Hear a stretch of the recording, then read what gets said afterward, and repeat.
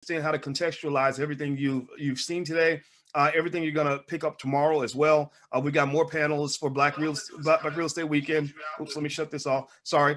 And so let's talk about this. So let's talk about what it means, to obtain wealth, to become rich, or whatever that means. Here's the deal. When you talk about wealth and rich people, I encourage you to consider something that Facebook founder Mark Zuckerberg does. Right? He's not the best example, but that's an example that I'll use because the man makes about, I don't know, maybe $500 million a week or something. Right? And so one of the things that he does actually with Facebook is he's a copycat. He sees something that works and he copies what's working. Right. And if it doesn't work, he doesn't copy what's not working. He copies what's working. That's one of the things he does. Now that strategy, a big chunk of that has led to him forming a company that is so dominant across the world. He started the company in his dorm room back when he was in school, when he dropped out of school, and he didn't get a degree. He didn't get student loans and a bachelor's degree. He started the company instead. And the thing is that this dominance is so great that the man makes, $5-10 billion every single year. His company is being challenged now because they are so dominant. And what they've done is work. Now, this does not say that they're ethical, right? I think that there are a lot of ethical challenges we could all lay out on the table. And that's important to consider. That's one of the reasons why I'm not a believer that any of you should consider trying to be hardcore capitalists. But one of the things I want you to understand is that when you talk about trying to actually build wealth in America, you got to consider, like, what model are you emulating, right? All of us are copycats. Every one of us is a copycat. Maybe you copied your mama. You saw how your mama drank her coffee every morning. Or I would copy. One time when I was 7 years old, I went outside and I got in a fight with a little boy, and I called the little boy a pissant. I don't even know what a pissant is. What is a piss? Can anybody tell me what a pissant is? But I called this little boy a pissant, right? And my mother overheard me call this little boy this name. And I didn't even know what a pissant was, but I heard my daddy say it. So I said it, right? That's why I can't apologize too much when I cuss sometimes when I'm talking, because my daddy cusses like a sailor, but I would hear him say pissant. So I was copying my father. So we're all a bunch of copycats. So when it comes to building your success economically, you got to realize, just accept the fact that you probably are a little bit of a copycat. Most of us are. Maybe we copied the people ahead of us and went into a certain career because, I'm an engineer because my mother was an engineer, or we chose a certain strategy. I'm a renter of my apartment because that's what the adults who mentored me told me to do, right? So accept the fact that you're a copycat, and that's kind of okay to a point, right? It's kind of okay. So I would say this: look, if you're going to be a copycat, copy the right people. If you're going to be a copycat, copy people who are doing the things you want to do. Copy the people who are successful in the areas you want to be successful in. So let's talk about copying rich people. Right? Let's look at rich people. Now, I'm an expert on rich people. That's kind of what a finance PhD can do. Like, we understand wealth and money and how it flows and who has it and who doesn't and why and where it's going and all these other things, right? Literally on a scientific microscopic level, the same way the scientists in the lab study viruses and they try to figure out how do we stop a pandemic. They get the microscope and they look at the virus and how it moves and all that. Well, we did that with wealth, right? We do that with money. We look at money through a microscope. We figure out who has it, how long they keep it, why they keep it, what their cultural values are, what their relationships are, what moves they make, and that's how you come up with theories. That's how you figure out what works and what doesn't. So let's copy off the rich. Now, one of the principles that we have in the Black Business School, one of our guiding principles on wealth, we have a lot of cool little acronyms that we put together to make wealth cultural in your household. We want your children to not even be able to remember the first time they knew what stock market investing was. I want them to grow up not even remember the first time they learned that you're supposed to own property instead of rent property, right? I don't want them to be able to tell me about the day where they learned that they wanted to be a business owner. It should have happened so early that they can't even remember the day. Almost like if I was to ask you, what's the first time your mama took you to church? Most of you probably can't remember the first time your mom or your grandmother took you to church. I don't remember, because my grandma took me to church literally when I came out of my mother's stomach. So with that said, one acronym that we use, you're not going to find this in a textbook anywhere, but this is a great way to understand wealth and how wealthy people think and how wealth builders think, how bosses think, how owners think. It's OPP. right? And I came with this acronym, not from the rap song. We're not being ratchet here, right? Y'all know OPP stands for other people's, you know what, right? But we're not talking about that. Now, if you're a little ratchet, you might say it stands for other people's profits, right? But we're not even talking about that.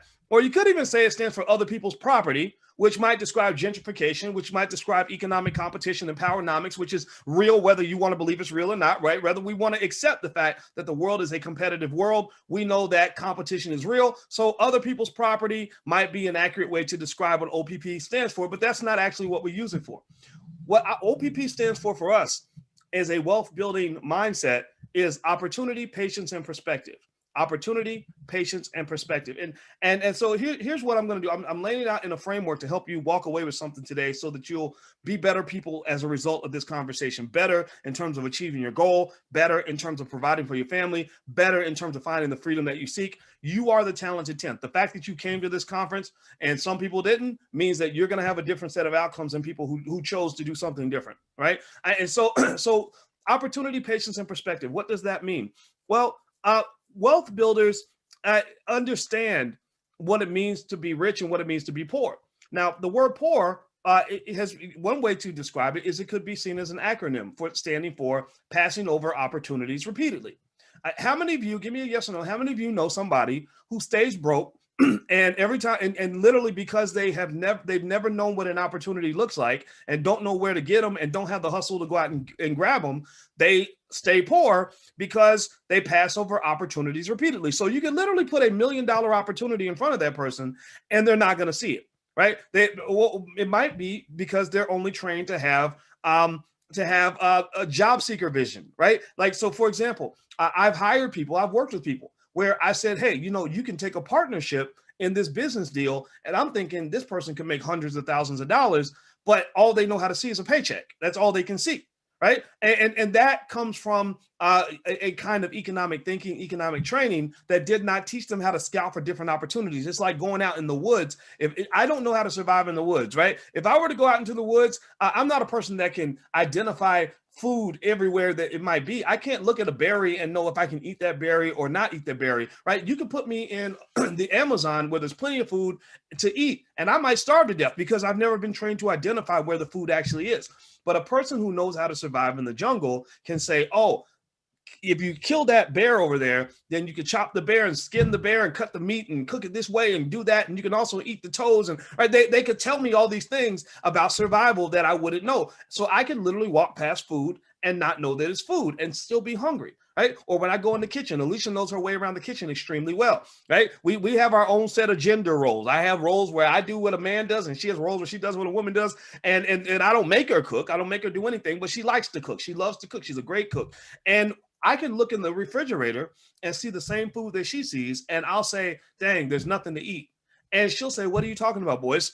You got this and this and this. And in my mind, I'm thinking it's frozen. I don't know what to do. I don't know that ingredient goes with that ingredient. I can't cook anything, right? So a lot of people, unfortunately, are raised in a way where they never learn how to cook economically. And as a result, they pass over opportunities repeatedly. And as a result, they stay poor. Right. So opportunity, patience, and perspective means that as you're gaining your economic training, the reason you're in the Black Business School, the reason you're here today is because you're learning that the first step toward acquiring an opportunity is that you must know what an opportunity looks like. Do you follow me? Give me a yes if you follow what I'm saying. Patience. Patience is simple. Patience means that people who have proven their ability to delay gratification are typically more successful in life. When they have studied cultures that have been the most successful cultures in history, a Yale professor did a study. It was not completely scientific, but scientific enough, where she studied which cultures bred the most success. She identified, this is an Asian lady, she identified that the Nigerian culture has the best incubator for success. And one of the factors for success was the ability to delay gratification, the ability to be patient, the ability to wait and let things kind of play out, the ability to plant a seed and let that seed grow, right? And what she's basically saying is that Nigerian people naturally, inherently, in the middle of all the other things that make them strong and capable, they invest in education, they invest in assets. They're more likely to to understand that in order to have a harvest, you must plant a seed. And so patience just means that people who have wealth tend to be patient. Gentrification. We're talking about real estate today. Gentrification did not start last week. They didn't decide last Tuesday that they were going to go take over all the neighborhoods across America. They started planning that in the 1970s. And they patiently made strategic steps over a long period of time that allowed them to make a power move for their grandchildren. Right. So in order for you to be successful, I encourage you to understand what patience looks like and to realize that wealth. Warren Buffett said that wealth is simply a transfer from impatient people to patient people, short-sighted people to people with a long-term vision, right? People who are looking for the hit it and quit it to people that are looking for the long-term win, right? People that are thinking about the short money are giving money to the people that are thinking about the long money, right? So patience is very important. The last piece is perspective. Perspective is the cousin of patience, but perspective is a little different in the sense that if I have a perspective, that means I see the whole chessboard, right? Black people, unfortunately, in America have not been trained systemically to see the whole chessboard. A white supremacist educational system, white supremacist media is not going to train you to see the whole chessboard because you don't get trained to see the whole chessboard when they're training you to be a pawn on that board.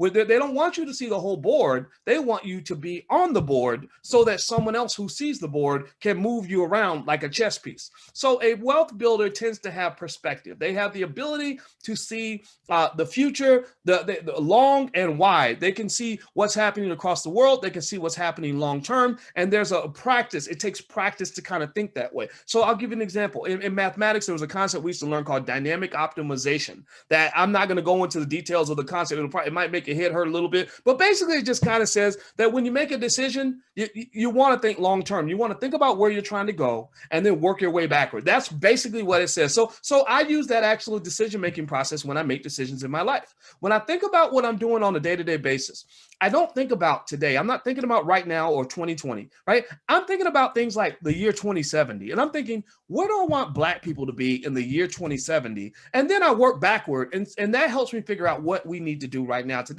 Because I'm not worried about today. I'm worried about 2070. The only extent in which I'm thinking about today is that I want to plant seeds that are going to grow for tomorrow. So it's about perspective. The person who has perspective tends to win. So OPP stands for opportunity, patience, and perspective. That's what wealth builders do. And what I want you to kind of consider is this.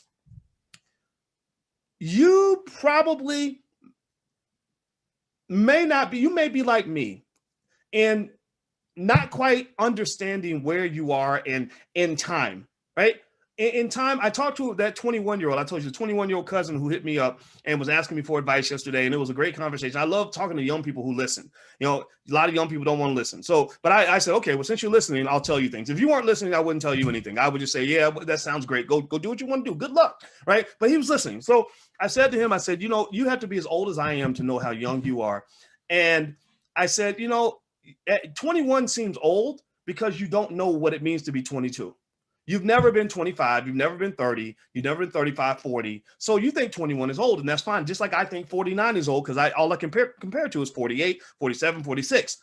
I said, but a better way to kind of look at your life is to imagine this. Think about it like this. You are the ancestors. You're not the grandchild. You're the grandparent. You're the great-grandparent. You're the great-great-great-grandparent. Rather than looking at your life as 2020 kind of being the culmination of all the things that have happened before today, think about your life in terms of believing that 2020 is the beginning. It's the beginning, right? It's just like 1602. 1602 in your mind is the beginning, right? Of all the things that are going to happen after that. Well, 2020 is the beginning of all the things that the real stories are going to occur in the year 2100, 2200, 2300, 2400, right? So when you look at your life as the ancestor, as opposed to looking at yourself as the descendant of somebody else, it gives you another point of view. Now, I'll give you an example to help you understand that. Imagine if you went back 100 years and you could talk to your great-great-great-grandmother. And you went to your great-great-great-grandmother, and let's say that you wanted your family to be really wealthy in the year 2020. So it's the year 1920, right? The roaring 20s are about to start. Stock market's booming. The economy's recovering from the war, right? And they can't imagine, things like you tell them, oh, yeah, in 2020, there's going to be a Black president, or 2018, or 2012, you know what I'm talking about, Obama, right? And they're going to be like, no way. Ain't no way a Black person could ever be president, right? Like a lot of things are happening now that they couldn't imagine 100 years ago, just like 100 years ago. From now, a lot of things will be happening that you can't imagine today. So imagine if you said, look, grandma, we can be really wealthy. You just have to do certain things.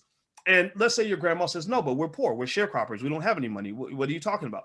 Well, what would you tell your grandma to do? You might say, well, grandma, let's get some property. Let's try to secure it, legally, so that, that we can buy this land. And let's say your grandma was like, I was going to buy the house, but houses are expensive. This house costs a whole $4,000, right? And you're in New York City, and your grandma's complaining that the house in New York City in the middle of Manhattan costs $4,000. What would you say to your grandma, right? What would you say? You would say, come on, grandma, let's figure this out. Let's figure out if we can pull together a family fund and buy this house, because this same piece of land is going to cost $1 million in the year 2020, right? That's what you would do. You would do everything in your power to whatever resources were around. You would accumulate those resources so that you could get your foot planted in the sand, so that when the asset value grows, your wealth will grow too, and your family will be better off 100 years from today, right? That's what you would do, right? Well, imagine if, now let's flip it. Now imagine if you're the great-great-great-grandmother or the great-great-great-grandfather, and imagine if you had a descendant 100 years from today who came back and was talking to you. You would sound just like your grandma. You would probably say, oh gosh, real estate in New York is so expensive. That house costs $1.2 million or whatever. And that descendant of yours would be able to say, no, you don't understand, grandpa. That house is going to be $10 million in my time. So we need to lock it down now, or that those shares of stock, that Amazon stock that's 3,000 now costs 300,000, or that Bitcoin that's 20 grand is $500,000. Grandpa, we must invest. We got to make a move now. We must do it now, right? That's what your descendants are screaming to you. That's what they're saying to you. They're saying, make a move. And you're saying, well, I don't really have enough, or I don't really know what I can do. And they're just saying, like, make a move. Your biggest teammates, your biggest economic teammates are people that have not been born yet. They're not born yet, but what they're screaming, from wherever people live before they're born on earth, they are screaming, make a move, do something, plant a seed, right? So my point today is to hopefully convince you to understand that you got to plant a seed. I don't care where you are. You got to plant a seed. I don't care how much money you have. You got to plant a seed. I don't care if you don't think you know exactly what you're doing, you got to plant a seed. You got to plant a seed, right? So can we at least type this in the chat? That's our term for today. That's the one thing I need you to walk away with before we go into tomorrow. We'll be back tomorrow, of course, tomorrow morning. Plant a seed. So ask yourself, am I planting a seed? What seed are you planting? And not just seeds for you, but seeds for those babies that are coming after you. And, I know a lady who just told me not too long ago that she bought her first house because her grandfather planted a seed and bought one of those war bonds in 1942, right, to support the war effort. And that war bond allowed her to buy a home to allow her to go through her life without ever having to pay rent, which therefore planted the seed or opened the door for her to actually be worth $1 million right now. A regular person doesn't start a business, none of that fancy stuff. Just she's a millionaire because somebody planted a seed. So that's my point for you today. That's what I want to walk away with. That is my message. Plant a seed. You must plant seeds. Communities that plant seeds have a harvest. If you do not plant a seed, you will have no harvest. But if you plant seeds on a regular basis, then I guarantee you your harvest will be bigger and greater than anything you can ever imagine. Most extremely wealthy families had a seed planter who could not on any level imagine what that seed was going to become. It ain't like what you think. It ain't this visionary thing where the future millionaire knows exactly what they're doing and they know for sure that it's going to turn into this big harvest. They don't know these things. They're just planting seeds. And that comes back to faith. And if Black people know about anything, we know about faith because most of us go to church on Sunday, or at least at some point in our lives, we've done that. So lean on your faith and plant the seed and then let God and the universe do the rest. You are meant to be great. You are meant to have abundance. Your family will have abundance. Let them solve the hard problems. Plant the seed. Are we on the same page? Give me a yes in the chat. Good. Okay, so I'm going to go. I want to say thank you to everybody who has helped put together the first day. We meet again tomorrow, blackrealestateweekend.com. If you haven't registered yet, or if you know somebody hasn't registered, just send them to blackrealestateweekend.com. They can join us for the second day. Also, those of you who want to take a look at Julian Gordon's offer from the Black Business School, the multifamily property program, you can go to theblackreigroup.com, THE, theblackreigroup.com. REI stands for Real Estate Investment Group. So it's theblackreigroup.com. So feel free to go take a look at that. We will see you guys tomorrow. Thank you so much to the team, Jessica and Taryn and Lawrence and Duel and I hope I didn't miss anybody. Oh, Carmelita, of course, and Candace and Miss Stephanie and everybody else that came through. This has been absolutely awesome. And our goal is to change the world. And that's the seed we're planting. We're planting the seeds in you, or you are the seed, or however you want to look at it. But we're going to win because Black people are winners. We've been winning since ancient Egypt and before, and we're going to continue to win in this generation and beyond. So thank you all very